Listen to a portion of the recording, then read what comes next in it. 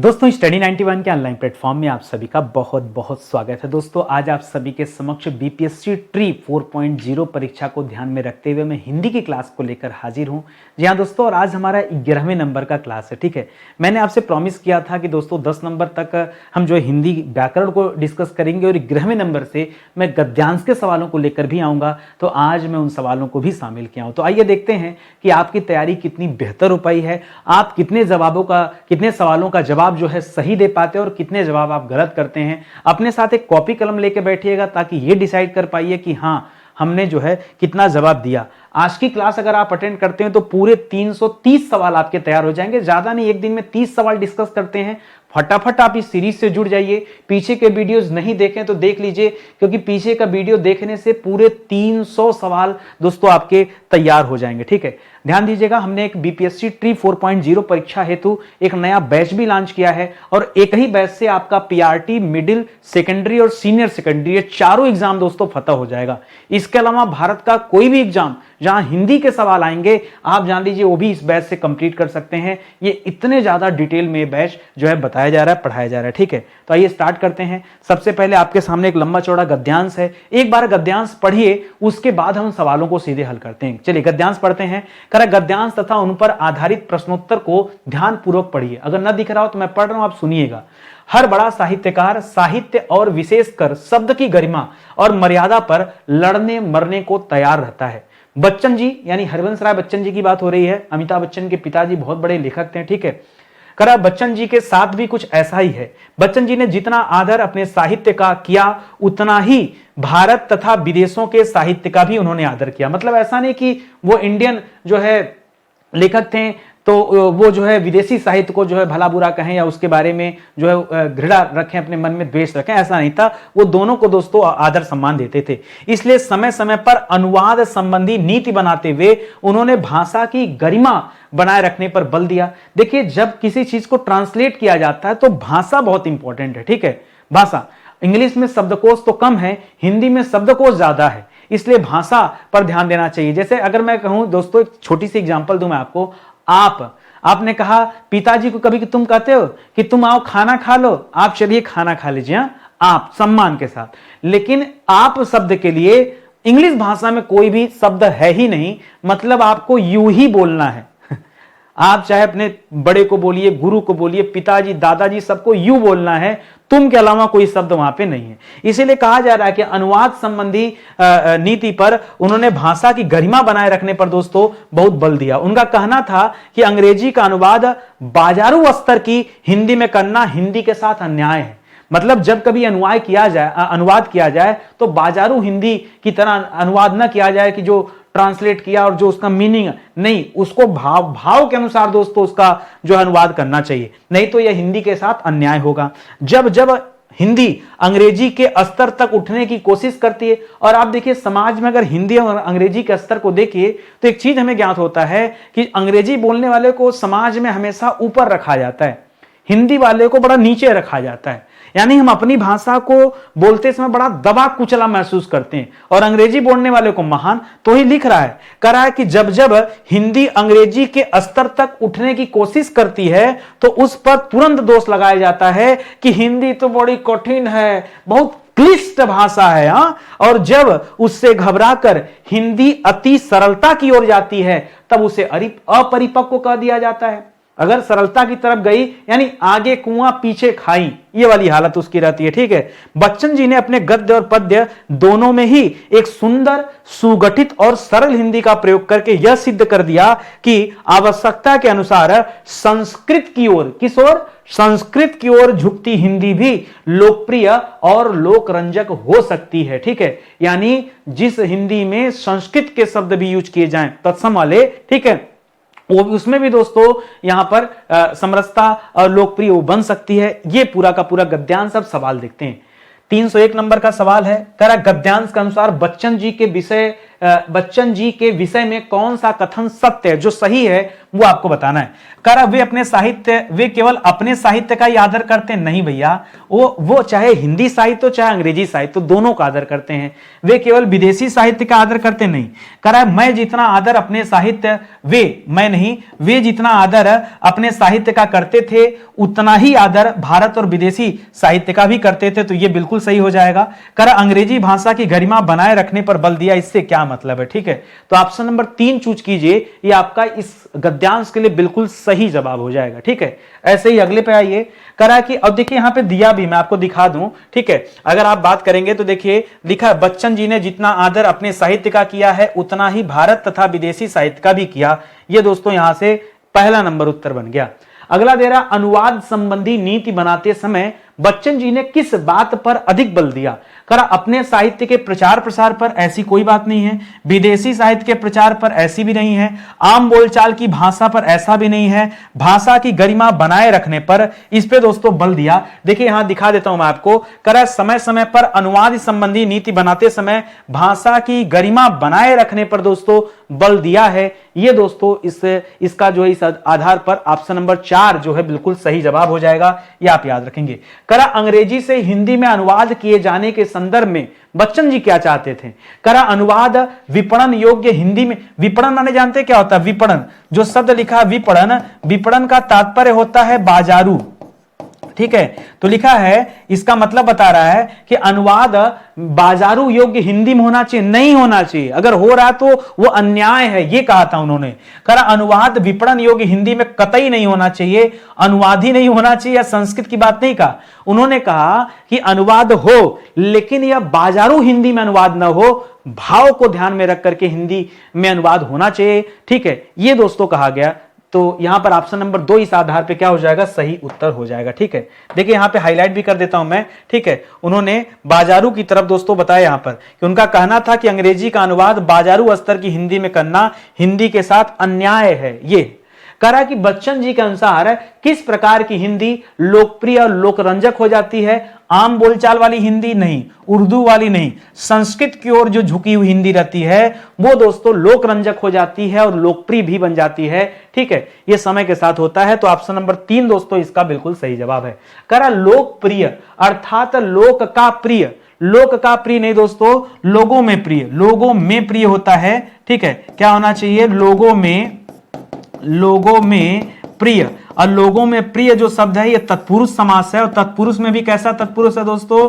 तो याद रखेंगे यह अधिकरण तत्पुरुष समास का उदाहरण। ठीक है, बहुब्रीहि तो बिल्कुल नहीं होगा। बहुब्रीहि में तीसरा पद प्रधान होता है, कर्मधारय में तारीफ वाले शब्द होते हैं, और अव्ययी में पूर्व पद क्या होता है? प्रधान होता है। कर्मधारय में उत्तर पद प्रधान होता है, अगर इस आधार पे देखेंगे तो। ठीक है, तो यहां पर ऑप्शन नंबर 2 जो है ये सही हो जाएगा। इस तरह से आपने गद्यांश के सारे सवाल जो है हल कर दिए। अब आगे आइए अपने व्याकरण वाले सवाल देखते हैं। करा निम्न में से किस शब्द में धन बराबर आ का मेल नहीं हुआ है, यह आपको बताना है। ठीक है, देखिए यहां पर देखिए, जैसे मैं यहां पर लिख रहा हूं दोस्तों कृष्ण, तो कृष्ण से मिल गया और अर्जुन से मिल गया। ठीक है, इस तरह से कृष्णार्जुन बन गया, और यहां पर जो संधि है यह दीर्घ स्वर संधि है। तो ये तो जवाब है नहीं, क्योंकि आपसे नहीं पूछा है, किसमें नहीं हुआ है।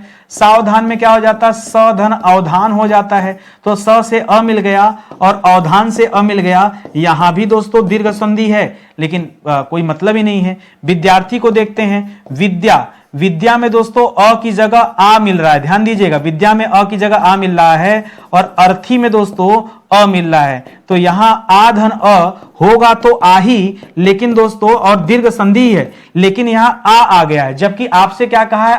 धन ठीक है, आधन नहीं कहा है। तो ये दोस्तों इस वजह से विद्यार्थी दोस्तों क्या हो जाएगा? गलत हो जाएगा। और उत्तराधिकार में क्या है दोस्तों? तो उत्तराधिकार में शब्द है उत्तर धन अधिकार। ठीक है, उत्तर धन अधिकार। ठीक है, तो उत्तर में मिल गया, अधिकार का जाके आ की मात्रा लगा देता है। तो इस प्रकार दोस्तों यह भी दीर्घ स्वर संधि का उदाहरण। तो यहां पर चारों ऑप्शन में दीर्घ स्वर संधि तो है, लेकिन जो सही उत्तर होगा वो ऑप्शन नंबर 3 होगा। ठीक है, आज मैंने सवाल थोड़ा सा विशेष रखा है, आप ध्यान से पढ़िएगा और एकदम मस्त होकर आप जवाब दीजिएगा। कर उत्पत्ति के आधार पर कमरा शब्द कैसा है? कमरा, कमरा किस भाषा का शब्द है दोस्तों? क्या यह तत्सम शब्द है? नहीं। क्या यह तद्भव शब्द है? नहीं। क्या यह देशज शब्द है? नहीं। यह कैसा दोस्तों? यह विदेशज शब्द है। और विदेशज में दोस्तों किस भाषा का शब्द है? तो यह पुर्तगाली भाषा का शब्द है। और आप ना 4-6 पुर्तगाली भाषा के शब्दों को आप याद रखिए। जैसे आपसे परीक्षा में पूछता है आलमारी, क्या पूछता है? आलमारी। या परीक्षा में पूछता है आल्पिन, क्या पूछता है? आल्पिन। या परीक्षा में पूछता है गमछा, क्या पूछता है? गमछा। या परीक्षा में पूछता है पतलून, ठीक है। या परीक्षा में पूछता है बाल्टी।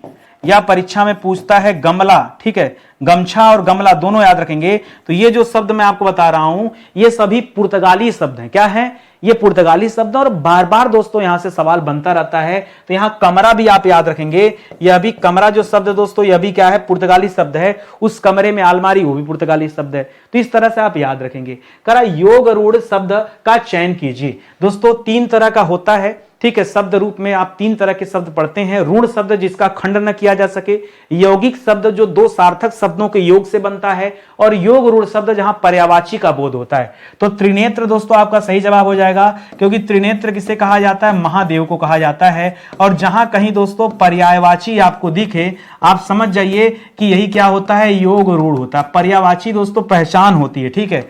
अगर कहीं पर्यायवाची है ना तो एकदम आंख बंद करके उसे योग रूढ़ मानिएगा। ये राजमाता, कृष्णार्जुन, विद्यालय, ये तीनों दोस्तों यौगिक शब्द हैं। क्या है? यौगिक। ये 2 सार्थक शब्दों के योग से बने हैं। जैसे विद्याधन आलय बराबर विद्यालय, राजधन माता बराबर राजमाता, कृष्ण धन अर्जुन बराबर कृष्णार्जुन, ठीक है। तो ये 2 सार्थक शब्दों से मिलकर बने हैं, इसलिए यौगिक कहलाएंगे। आगे लिख रहा है जितना गुड़ डालोगे उतना मीठा होगा। इस वाक्य में सर्वनाम का भेद बताना है। ये जो जितना और उतना की बात हो रही दोस्तों, यही बताना आपको। क्या यह पुरुषवाचक है? नहीं। क्या यह निश्चयवाचक है? नहीं। यह संबंध को दर्शा रहा है दोस्तों कि जितना डालोगे उतना मीठा होगा, कम डालोगे तो कम, ज्यादा डालोगे तो ज्यादा। तो इसी वजह से दोस्तों यहां ऑप्शन नंबर 3 कीजिएगा। संबंधवाचक सर्वनाम दोस्तों यह सर्वनाम का भेद है, और यह इस वाक्य के लिए एकदम परफेक्ट जवाब भी है। नितिन सर छात्रों को हिंदी पढ़ा रहे हैं, वाक्य में कर्म के आधार पर क्रिया का भेद बताना आपको। क्या यह अकर्मक क्रिया है? देखिए पढ़ाने का कार्य तो हो रहा है और हिंदी पढ़ाई जा रही, तो अकर्मक तो है नहीं। अकर्मक कहां होता दोस्तों? जहां कर्म न दिया हो, जहां कर्म न हो उन्हीं उसी को अकर्मक कहते हैं, ठीक है। सकर्मक तो है, लेकिन सकर्मक में भी एक कर्मक नहीं, यह द्विकर्मक है। क्योंकि नितिन सर एक तो छात्रों को पढ़ा रहे हैं, दूसरा हिंदी पढ़ा रहे हैं, तो यहां छात्र हिंदी, ये 2 क्या हो गया? कर्म हो गया। नितिन सर तो कर्ता हो जाएंगे, पढ़ाना क्रिया हो जाएगा। तो यहां छात्र और हिंदी ये दोनों दोस्तों कर्म है, इस वजह से यहां द्विकर्मक हो जाएगा, ठीक है। क्या क्या? एक तो दोस्तों छात्र लिखा जो, और दूसरा जो हिंदी लिखा है, यह दोस्तों कर्म हो जाएगा। जब किसी वाक्य में 2 कर्म मिल जाएं तो याद रखेगा उसे द्विकर्मक कहते हैं, नहीं तो उसे एक कर्मक कहते हैं, ठीक है। अगर एक कर्म रहता तो। करा इनमें से कौन सा शब्द पुल्लिंग है? जो पुल्लिंग है वो बताइए। करा छात्रा, तो दोस्तों छात्रा तो स्त्रीलिंग शब्द है, क्योंकि छात्रा का पुल्लिंग क्या हो जाता है? छात्र हो जाता है। इसी तरह से पुल्लिंग कौन सा होता दोस्तों? पुल्लिंग कब होता? जब क्या लिखा रहता? जब लिखा रहता दोस्तों छात्र, क्या लिखा रहता? छात्र। इसी तरह जब लिखा रहता पूज्य, तब दोस्तों यह पुल्लिंग होता, अभी तो स्त्रीलिंग है। जब लिखा रहता वृद्ध, तब दोस्तों यह पुल्लिंग है, अभी तो स्त्रीलिंग है, ठीक है। भवदीय शब्द दोस्तों क्या हो जाएगा? यह पुल्लिंग हो जाएगा। भवदीय क्या है? पुल्लिंग। जब भवदीया लिखा रहता दोस्तों, तब दोस्तों स्त्रीलिंग हो जाता है। जैसे महोदय का महोदया हो जाता है, क्या हो जाता है? महोदया। उसी तरह से दोस्तों यहां याद रखेंगे तो 4 नंबर उत्तर हो जाएगा। करा मीनाक्षी ने कविता को पुस्तक दी। मीनाक्षी ने कविता को पुस्तक दी। इस वाक्य में दोस्तों कौन सा कारक है? कारक में कुल 8 कारक पढ़ते हैं, और यदि किसी को कुछ दिया जाता है तो वहां हमेशा संप्रदान कारक होता है। खाली भाव समझिए। अब यहां के लिए ढूंढेंगे तो नहीं मिलेगा, ठीक है। तो यहां पर दोस्तों क्या हो जाएगा? संप्रदान कारक। कि मीनाक्षी ने कविता को पुस्तक दी, तो याद रखेगा, ठीक है। अगर कभी भी किसी को कुछ भी दिया जा रहा है, राजा ने भिखारी को दान दिया, राजा ने भिखारी को भिक्षा दिया, कंबल दिया। तो याद रखिएगा, जब कभी किसी को कुछ दिया जाए, दान या फिर कुछ भी दिया जाए, तो दोस्तों वहां पे हमेशा जवाब क्या हो जाएगा, याद रखेंगे संप्रदान कारक होगा। वहां कर्म, करण, कर, अपादान, इन सब से कोई मतलब नहीं। वैसे संप्रदान का जो पहचान चिन्ह होता है वो होता है के लिए, लेकिन दोस्तों यहां पर आपको भाव समझना होगा। बिना भाव के आप के लिए ढूंढेंगे, क्या मिलेगा आपको? कुछ मिलेगा? नहीं मिलने वाला। ठीक है, और आगे आ जाइए। कह रहा है शुभम पत्र लिखता होगा। शुभम पत्र लिखता होगा, इसमें काल का भेद बताना है। देखिए, अपूर्ण तो नहीं है, सामान्य भी नहीं है। अब संभावना संदिग्ध में बताइए। संभावना तब होती है जब कहे कि ऐसा होगा। लिखता होगा यानी अभी संदेह का भाव यहां पर है, तो संदिग्ध वर्तमान लिखिए। ठीक है, कभी भी याद रखिए, संभावना वर्तमान में होती नहीं है, वो हमेशा भविष्य में होता है। ठीक है, तो शुभम पत्र लिखता होगा यानी ये वर्तमान समय में घटना घट रही है, इसलिए होगा, भविष्य में जाने की जरूरत नहीं है। मैं कहूं कि वह पिक्चर देखता होगा यानी इसी ये जो समय चल रहा है इसी समय में हुआ होगा। इस वजह से दोस्तों बता रहा हूं, संदिग्ध वर्तमान कीजिए, वरना परीक्षा में संभाव्य भविष्यत करने वाले कम बच्चे नहीं हैं। आप इस बात का ध्यान रखिएगा। आगे बढ़िए, ध्यान दीजिए दोस्तों, स्टडी 91 के प्लेटफॉर्म से हमने बहुत सारे कोर्स दोस्तों बनाए हैं। आप एक मौका भर दीजिए, जुड़िए हमारे साथ। बहुत शिद्दत से, बहुत लगन से, मेहनत से और अच्छा कंटेंट बनाकर आपको देते हैं। आप सोचिए ना, यहां पर इतना मेहनत कर रहे हैं, जो हमारा बैच होगा वहां हम जी जान लगा देते हैं दोस्तों, एकदम मेहनत से पढ़ाते हैं। तो एक बार आइए आप, और हर बैच में पहली बार डेमो क्लास दिया गया है, तो आप डेमो देखिए, पहले सेटिस्फाई होइए, फिर आप क्लास ज्वाइन कीजिए, है कि नहीं? इससे ज्यादा सुविधा आपको कहीं किसी भी जगह नहीं मिलने वाली जो आपको यहां मिल रहा है। ठीक है, तो चलिए आगे बढ़ते हैं और अपने अगले सवाल को देखते हैं। अगला सवाल दे रहा है कि निम्नलिखित में से किस में स्वर संधि नहीं है? जिसमें स्वर संधि दोस्तों नहीं है वो बता दीजिए। स्वर संधि नहीं है, करा जगदीश। अब तो हमको चेक करना पड़ेगा ना पहले कि है कि नहीं। कैसे चेक करेंगे? तो संधि विच्छेद कीजिए। जगत धन ईस बराबर क्या हो जाएगा? जगत धन ईस बराबर क्या हो जाएगा? जगदीश हो जाएगा। और यहां पर दोस्तों व्यंजन संधि है। क्यों? क्योंकि दोस्तों यहां पर क्या हो गया? हलंत लग गया है, तो ये तो है नहीं। पवित्र दोस्तों क्या हो जाएगा? पोधन इत्र हो जाएगा। अभी देख लेते हैं, पहले टिक मत कीजिए। पोधन इत्र बराबर क्या हो जाएगा दोस्तों? पवित्र हो जाएगा। ठीक है, यहां पर दोस्तों अयादि संधि हो जाएगा। ठीक है, नयना विराम में क्या हो जाएगा? नयन धन अभिराम, नयनाभिराम हो जाएगा। ठीक है, तो यहां पे तो दोस्तों दीर्घ संधि नजर आ रही है। यद्यपि में दोस्तों यदि धन अपि बराबर यद्यपि, यहां पे दोस्तों यण संधि नजर आ रही है। तो किसमें नहीं है स्वर संधि? यानी ऑप्शन नंबर 1 सही जवाब है, क्योंकि 1 में व्यंजन संधि है, न कि स्वर संधि है। इस वजह से दोस्तों आपने इसका जवाब ऑप्शन नंबर 1 किया। तो आपने किया कि नहीं किया, आप एक बार चेक कर लीजिए। ठीक है, और हिंदी में केवल सवाल हल करना बड़ी बात नहीं है कि सर हमने सवाल देखा और हमने हल कर दिया। हल तो तुक्का मार के भी आप कर सकते हैं, लेकिन जब सवाल के बारे में 2 शब्द आप बोल पाए तभी मानिए कि सवाल हमको आ रहा है। जैसे सवाल दिया तो खाली उत्तर मायने नहीं रखता, आप इसके बारे में बोलिए। ठीक है, क्या लिखा है? निम्न में से व्यंजन संधि का उदाहरण कौन सा, ये बताइए। अब देखिए रामावतार में तो राम धन अवतार बराबर रामावतार हो जाएगा। ठीक है, तो ये तो हो जाएगा दोस्तों दीर्घ स्वर संधि का एग्जाम्पल। आपसे व्यंजन पूछा है। उज्जवल में क्या हो जाएगा दोस्तों? उज्जवल में हो जाएगा उत धन ज्वल। यहां पर दोस्तों क्या है? यह व्यंजन संधि हो जाएगा, यही आपका सही उत्तर हो जाएगा। लेकिन आगे भी हम पढ़ लेते हैं। प्रधन उज्जवल, प्रधन उज्जवल बराबर क्या हो जाता है दोस्तों? प्रोज्वल हो जाता है। ठीक है, प्रधन उज्जवल बराबर क्या हो जाता है? प्रोज्वल हो जाता है। और यहां पर दोस्तों ये ओ हो गया तो गुण स्वर संधि हो जाएगा। निरोग में दोस्तों निधन रोग हो जाएगा, निधन रोग हो जाएगा। तो यहां पे दोस्तों आपका विसर्ग संधि हो जाता है। ठीक है, तो याद रखेंगे ये सब ऑप्शन तो गलत है। ऑप्शन नंबर 2 यदि आपने चूज किया है तब जो है आपका बिल्कुल सही जवाब है। ठीक है, और आगे आइए। करा किस शब्द में विसर्ग संधि दोस्तों नहीं है? जिसमें विसर्ग नहीं है दोस्तों बताइए। आज संधि का सवाल थोड़ा ज्यादा हो गया। ठीक है, तो लिख रहा दोस्तों अंतचेतना से क्या हो जाएगा दोस्तों? अंतः धन चेतना। तो दोस्तों यहां पे साफ तौर पे आपको दिख रहा है कि यहां विसर्ग संधि है, और जिसमें नहीं है वो ढूंढना है। यहां दूसरा हो जाता है दोस्तों अतः धन एव बराबर अतएव हो जाता है। यहां भी दोस्तों विसर्ग संधि आ जाती है। महोदय में दोस्तों महाधन उदय हो जाता है, महाधन उदय। और यहां दोस्तों गुण संधि होता है, तो यही आपका जवाब हो जाएगा। दुरावस्था में दोस्तों क्या हो जाता है? दुराधन अवस्था, दुरह धन अवस्था। यहां पे भी दोस्तों विसर्ग संधि हो जाता है। तो जो आपका सही उत्तर है वो ऑप्शन नंबर 3 हो जाएगा। तो आपको फिर आपको समझा रहा हूं, केवल उत्तर देना पर्याप्त नहीं है, उत्तर कैसे प्राप्त हो रहा है, वो उसका माध्यम क्या है, यह जानना भी दोस्तों आपके लिए अति आवश्यक है। निम्नलिखित में से तत्सम तद्भव का सही रूप दोस्तों कौन सा नहीं है, यह बताना। ध्यान दीजिएगा, कौन सा नहीं है। अमावस्या को अमावस कहते हैं, सही है। अनार्य को अनाड़ी कहते हैं, सही है। कोकिला, कोकिला नहीं होता दोस्तों, कोकिल होता है। क्या होता है शब्द? कोकिल। कोकिल किसे कहते हैं? कोयल को कहते हैं। अवतार, अवतार हो जाता है दोस्तों। तो ये तो दोस्तों सही हो जाएगा, मतलब यही गड़बड़ दिया है, यही हो जाएगा। इस तरफ दोस्तों जो शब्द है ना, ये तत्सम शब्द है, और इस तरफ जो शब्द लिखा है यह तद्भव शब्द है। ठीक है, तो ये आप ध्यान रखेंगे, हो सकता है ना समझ में आए, तो इस वजह से मैंने लिख दिया यहाँ पे। ठीक है, ऑप्शन नंबर 3 याद रखिएगा, कोकिला नहीं, कोकिल। कोकिल बोलते हैं दोस्तों कोयल को, ठीक है, कोकिला नहीं बोलते हैं। ठीक है, इसको आप ध्यान रखेंगे। अगला सवाल देखिए, निम्न में से किस में सही संधि नहीं हुई है? कितना संधि आ गया भाई, आज लगता है चैप्टर खत्म हो जाएगा क्या। किसमें सही संधि नहीं है? करा उत धन श्वास, उत धन श्वास नहीं होता दोस्तों, हलंत यहां देना भूल गया, तो यही गड़बड़ हो गया। यसा धन दा, अच्छा यहां पे दोस्तों संधि कौन सा है? यहां पे व्यंजन संधि। यसा धन दा में दोस्तों यहां क्या हो जाएगा? यह विसर्ग संधि। सदा धन एव में दोस्तों जहां 2 मात्रा ऊपर आ जाए, हमेशा आपको समझाया हूं वहां वृद्धि स्वर संधि, वृद्धि स्वर संधि। अत्यधिक में दोस्तों यण स्वर संधि, ठीक है, यण स्वर संधि। तो जो आपका जवाब है वो क्या हो जाएगा? ऑप्शन नंबर 1 दोस्तों सही हो जाएगा। उत धन श्वास एक गलत है, केवल एक हलंत ने इसकी जिंदगी खराब कर दिया।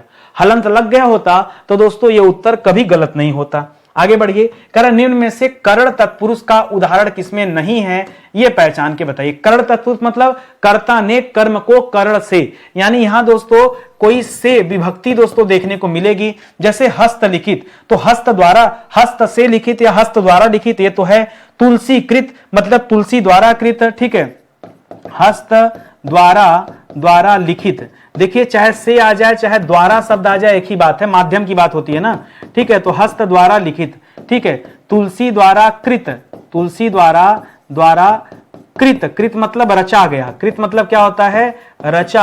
रचा गया, ठीक है। सर्वप्रिय, सर्वप्रिय का हो जाता दोस्तों सर्व में प्रिय, सभी में प्रिय। तो यहां पर दोस्तों अधिकरण तत्पुरुष हो जाता है। क्या हो जाता है? यह अधिकरण तत्पुरुष का उदाहरण है। और ईश्वर प्रदत्त मतलब दोस्तों ईश्वर द्वारा प्रदत्त, ठीक है, ईश्वर द्वारा प्रदत्त, ठीक है। तो बाकी में तो समास है, ठीक है, लेकिन बीच में दोस्तों एक ऑप्शन जो दे दिया ये वाला सर्वप्रिय, यहां पे दोस्तों अधिकरण तत्पुरुष है। तत्पुरुष के अंदर भी हम लोग पढ़ रहे हैं, ठीक है। तत्पुरुष में हमेशा पूर्व पद गौण होता है, सॉरी हाँ, और उत्तर पद दोस्तों प्रधान होता है, ये आप याद रखेंगे, तत्पुरुष का खासियत होता है, ठीक है। तो इस बात को आप याद रखेंगे। फिलहाल यहां अधिकरण तत्पुरुष होगा सर्वप्रिय में, इस बात को भी आप ध्यान रखिएगा। अगला सवाल दे रहा है, निम्नलिखित में से अव्ययी भाव समास जहां पर है वो बताइए। अव्ययी भाव समास में याद रखेंगे यहां पहला पद क्या होता है? या तो अव्यय होता है या तो आप उसे प्रधान कर लीजिए, ठीक है। जैसे प्रत्यक्ष में दोस्तों पहला पद प्रति है तो अव्यय है। घर, घर में भी दोस्तों अगर कोई शब्द रिपीट कर जाए, घर घर, सर आपके साथ साथ हिंदी पढ़ने का मजा अलग है, सर थोड़ा धीरे धीरे पढ़ाइए, सर थोड़ा जल्दी जल्दी पढ़ाइए, ये जो शब्द है रिपीट हो रहा है, यहां भी अव्ययी भाव समास होता है। और आमरण में दोस्तों आ मिल रहा, आ धन मरण बराबर आमरण, ठीक है। तो यहां पर दोस्तों आ मिल गया आपको, प्रति धन अक्ष बराबर प्रत्यक्ष हो जाएगा, तो यहां पर दोस्तों प्रति शब्द मिल गया। तो एक तरह से उपरोक्त सभी सही हो जाएगा दोस्तों, क्योंकि तीनों में अव्ययी भाव समास आप देख पा रहे होंगे। इस वजह से ऑप्शन नंबर 4 जो है सही उत्तर हो जाएगा। करा क्रोधाग्नि में समास कौन सा ये बताइए? क्रोधाग्नि, ठीक है, क्रोधाग्नि। तो क्रोध धन अग्नि बराबर क्रोधाग्नि हो जाता, तो अव्ययी भाव समास तो बिल्कुल नहीं है। बहुव्रीहि भी नहीं है दोस्तों, बहुव्रीहि में तीसरा पद प्रधान होता है, दोनों पद अप्रधान होते हैं, पर्यायवाची होता है। यहां तत्पुरुष और कर्मधारय की लड़ाई है, तत्पुरुष और कर्मधारय दोनों के उत्तर पद प्रधान होते हैं, लेकिन आप ध्यान देंगे यह कर्मधारय की बात होगी। अगर जहां कहीं क्या होता क्रोधाग्नि, जैसे परशुराम की क्रोधाग्नि में कई छत्री जल उठे, ठीक है, जल गए, तो दोस्तों ये जो क्रोधाग्नि ये तारीफ टाइप का शब्द है किसी के बारे में, जैसे महात्मा, दुरात्मा, क्रोधाग्नि, ठीक है, चरण कमल, ठीक है, तो ये सब जो शब्द है दोस्तों ये कर्मधारय समास के अंतर्गत आते हैं, यहां विशेषण विशेष वाले पद होते हैं। ठीक है, तो इस प्रकार से ये ऑप्शन नंबर 3 अगर आपने किया है तब तो जान लीजिए सही उत्तर है। देखिए आज यहां जब सही करेंगे ना तभी आप परीक्षा में भी सही कर पाएंगे। आज यहां नहीं सही हो पाएगा तो परीक्षा में कहां से सही होगा।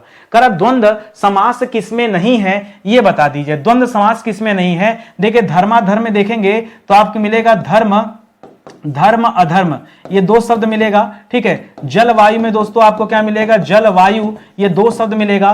कृष्णा अर्जुन में दोस्तों 2 शब्द मिलेगा, कृष्ण और अर्जुन। ठीक है, कृष्ण अर्जुन। ठीक है, लेकिन ध्यान मग्न दोस्तों यहां मिलेगा आपको ध्यान में मग्न। ठीक है, ध्यान में मग्न। और यहां पे मिलेगा दोस्तों अधिकरण तत्पुरुष समास। क्या मिलेगा? अधिकरण तत्पुरुष समास मिलेगा। और हमको लगता है यही जवाब हो जाएगा क्योंकि पूछा है कि किसमें द्वंद्व समास नहीं है। तो ऑप्शन नंबर जो 4 है यहां पे द्वंद्व समास नहीं है, बाकी दोस्तों तीनों में द्वंद्व समास दिया हुआ है, तो ये आप ध्यान रखेंगे। कर किस शब्द में उपसर्ग और प्रत्यय दोनों लगे हुए हैं बता दीजिए। भौगोलिक में दोस्तों क्या हो जाएगा? तो भूगोल धन इक बराबर भौगोलिक हो जाता है। क्या हो जाता है? भूगोल धन इक बराबर भौगोलिक हो जाता है। और इक क्या है दोस्तों? इक प्रत्यय है लेकिन यहां पर उपसर्ग नहीं है, तो ये तो गलत हो जाएगा। अपनापन में दोस्तों याद रखेंगे अपना मूल शब्द होता है, पन दोस्तों क्या होता है? प्रत्यय होता है, यहां भी कोई उपसर्ग नहीं है। ठीक है, व्याकरण में दोस्तों वी धन आ धन करण ये शब्द होता है, यहां वी धन आ दोस्तों क्या हो जाते हैं? उपसर्ग हो जाते हैं, लेकिन यहां संयोग से देखे कोई प्रत्यय ही नहीं है। समकालीन दोस्तों सही बन जाएगा। क्यों? क्योंकि यहां पर दोस्तों सम जो शब्द है यह उपसर्ग है, सम उपसर्ग हो जाएगा। सम धन काल दोस्तों मूल शब्द हो जाएगा, काल क्या हो जाएगा? मूल शब्द हो जाएगा। और ईन दोस्तों क्या हो जाएगा? इस पर प्रत्यय हो जाएगा। ईन क्या हो जाएगा? यहां प्रत्यय हो जाएगा। तो उपसर्ग प्रत्यय जहां दोनों मिल रहे हैं वह शब्द है समकालीन। ठीक है, तो ऑप्शन नंबर 4 जो है यह आपका सही जवाब हो गया। बस ऐसे ऐसे पढ़ते चलिए। आगे देखिए, करा मूल शब्द एवं प्रत्यय की दृष्टि से सही विभाजन दोस्तों कौन सा नहीं है? कर लुहार, लुहार में लोहा धन आर होता है। अच्छा, कसेरा कांसा धन एरा, महत्व में महत धन त्व, और घुमाव में घुम धन आओ। देखिए घुमाव जो शब्द दिया दोस्तों, घुमाव में घुम धन आओ नहीं होता है, याद रखिएगा घुमाव में घूम धन आओ होता है। मात्रा आप ध्यान दीजिएगा, ये दोस्तों मिस्टेक है। बाकी लोहार में लोहा धन आर, जी हां लोहार में लूहा मत करिएगा, लोहा ही होता है। क्या होता है? लोहा। लोहा धन आर बराबर लोहार होता है। बाकी सब सही है। जो गलत था तो याद रखिए घुमाव जो है दोस्तों ये गलत है। भरोसा नहीं हो रहा है मुझे पता है आप सभी को, लेकिन मैं कुछ नहीं कर सकता। करा हरि का पर्यायवाची दोस्तों कौन सा नहीं है? हरि, वैसे तो दोस्तों हरि हम श्री कृष्ण को कह देते हैं या फिर भगवान विष्णु को कह देते हैं। किसे कह देते हैं? भगवान विष्णु को हरि कहा जाता है। ठीक है, अच्छा हर किसे कहा जाता है? हर, हर हर महादेव, तो हर कहा जाता है महादेव को। किसे कहा जाता है? महादेव को हर कहते हैं। और हरि माने विष्णु हो जाता है। इसके अलावा हरि घोड़े को भी कहा जाता है, बंदर को भी कहा जाता है और शेर को भी कहा जाता है। हाथी को ध्यान दीजिए हरि नहीं कहा जाता है, हाथी को कभी भी हरि नहीं कहा जाता है। हाथी के लिए दोस्तों क्या क्या यूज होता है? तो हाथी के लिए गज शब्द यूज होता है, हाथी के लिए हस्ती शब्द यूज होता है, हाथी के लिए कुंजर शब्द यूज होता है, हाथी के लिए, ठीक है, ये सब जो शब्द है दोस्तों ये हाथी के लिए यूज किया जाता है, ये आप याद रखें। बाकी द्वय मातुर याद रखेंगे, ठीक है, द्वय मातुर, ठीक है, इस तरह के बहुत सारे शब्द होते हैं। गणेश के लिए भी शब्द यूज होते हैं, ठीक है, तो ये सब याद रखेंगे। आगे लिख रहा है वर्तनी की दृष्टि से अशुद्ध शब्द जो है, जो गलत है, उसकी पहचान करना है। जो वर्तनी की दृष्टि से क्या है? गलत है। रुपया, त्योहार, श्रीमती, विरहड़ी, दोस्तों यहां सब सही है। मिस्टेक दोस्तों रुपया में है, याद रखेंगे। अगर रुपया में देखिए दो चीजें होती है। अगर रुपया में दोस्तों अगर ऐसे लिखा है रुपया तो ये गलत होता है। रुपया में दोस्तों छोटा ऊ होता है, ऐसे लिखा जाएगा रुपया, ठीक है। अब यही आप समझ जाइए, अगर इतनी सी बात समझ में आ गया तो काम हो जाएगा आपका, तो इसको आप ध्यान दीजिएगा। ऑप्शन नंबर 1 में दोस्तों गलती है। कह किस युग्म में, युग्म शब्द जो है दोस्तों जो सही नहीं दिया ये बताइए। जोड़ा गड़बड़ कहां पर वो बताना है आपको। कर निर्माण माने रचना होता है और निर्वाण का मतलब मोक्ष होता है, ये तो सही है। परिमाण का, परिणाम का मतलब फल होता है, परिमाण का मतलब नाप तौल होता है, भी सही है। प्रसाद का मतलब भोग होता है और प्रासाद का मतलब राजमहल होता है, महल जिसमें राजा लोग निवास करते हैं उसे प्रासाद कहते हैं। और पायस माने वर्षा नहीं होता दोस्तों, पायस माने खीर होता है। यह जहां बीच में रहता है पायस खीर को कहते हैं, और पावस दोस्तों किसे कहते हैं, या वर्षा ऋतु को कहते हैं। उल्टा लिख दिया था, ठीक है। अब परीक्षा में इतना कौन ध्यान देता, लेकिन आपको देना पड़ेगा। कैसे याद रखेंगे, मैं कैसे रखा बता दूं। पावस में वो शब्द लिखा, पा व से वर्षा, बता तो रहा है चिल्ला चिल्ला के, तो काहे नहीं याद की। अगर इतनी सी बात ध्यान देते तो ये सवाल कभी नहीं गलत होगा, नहीं तो एग्जाम टाइम में ना आप उसी टाइम भूल जाएंगे, सारी विद्या जानते रहेंगे और उसी एंड टाइम में दोस्तों भूल जाएंगे कि हमने क्या पढ़ा था। अगला सवाल है, निम्नलिखित में से कौन सी महादेवी वर्मा की रचना नहीं है। तो महादेवी वर्मा की दोस्तों जो रचना है वो कौन कौन सी है। तो महादेवी वर्मा ने संध्या गीत लिखा, निहार लिखा, नियामा लिखा, नीरजा लिखा। कौन सा लिखा दोस्तों, नीरजा लिखा, ठीक है। ये सब महादेव। गीतिका दोस्तों याद रखेंगे, ये महादेवी वर्मा जी की रचना नहीं है, ठीक है। गीतिका इनकी रचना नहीं है। ऑप्शन नंबर 4 जो है सही हो जाएगा। आप बताइए मुझे गीतिका किसकी रचना है। मैं ऑप्शन दे दूं फिर से, रामधारी सिंह दिनकर जी की रचना है, जान दीजिए क्या बताऊं, वही है। नहीं, ऑप्शन बनाते समय ध्यान नहीं पड़ता क्या बनाऊं। हिंदी साहित्य का प्रथम महाकाव्य दोस्तों किसे कहा जाता है। पद्मावत को नहीं, पद्मावत की रचना किसने किया था दोस्तों। तो पद्मावत की रचना 1540 ईस्वी में किसने किया। अरे पद्मावत, अखरावट, ये सब एक ही व्यक्ति ने किया है। बड़ा अच्छा नाम भाई, क्या नाम है, क्या नाम है, पद्मावत, अखरावट, बहुत, मलिक मोहम्मद जायसी 1540 में, ठीक है। मलिक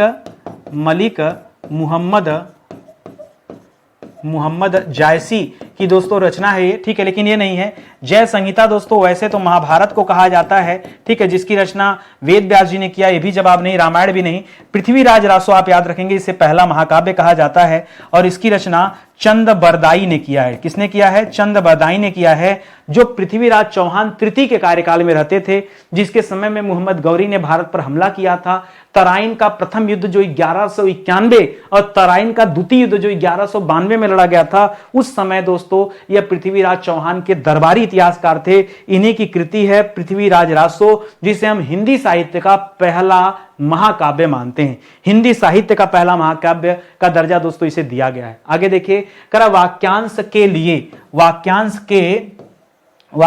के लिए एक शब्द में कौन सा सुमेलित नहीं है, ये बताइए।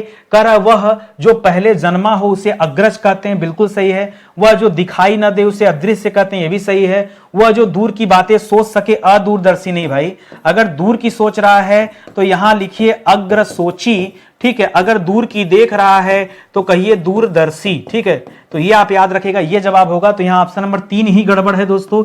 आत्मा से संबंधित है तो आध्यात्म हो गया, पृथ्वी से संबंधित होता तो पार्थिव हो जाता। पृथ्वी से संबंधित तब क्या हो जाता दोस्तों, तब हम इसे क्या कहते हैं, तब हम इसे कहते हैं पार्थिव। क्या कहते हैं, पार्थिव कहते हैं। तो इस तथ्य को भी आप ध्यान में रखेंगे, ठीक है। तो फिलहाल यहां ऑप्शन नंबर 3 जो है ये आपका बिल्कुल सही जवाब हो जाएगा। आगे बढ़िए, और यहीं पे दोस्तों एक क्लास समाप्त होता है।